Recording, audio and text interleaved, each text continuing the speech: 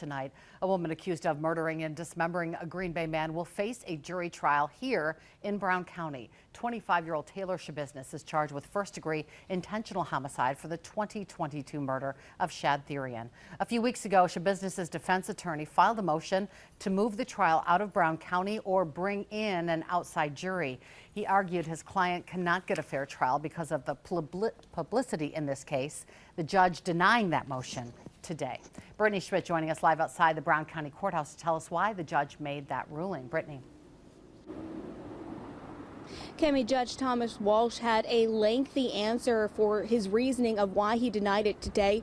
But bottom line, he doesn't believe that the defense's argument is enough to change the course of this trial here in Brown County.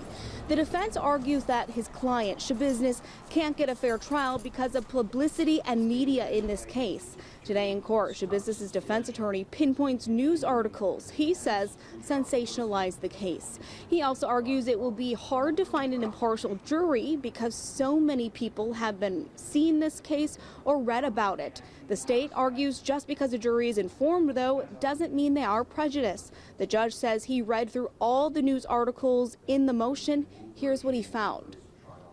I don't find that it's been excessive editorializing or really editorializing at all. Now, I understand just by the very nature of putting pen to paper and writing something, you're getting a person's viewpoint, but I've read those articles and they seem to be fair renditions of the facts of this case. So the case does continue here in Brown County, and the judge says he is already working on a draft of a questionnaire that would go out to potential juries at that time. Schabusiness is back in court for a pretrial on July 17th. Reporting live in Green Bay, Brittany Schmidt, Action 2 News.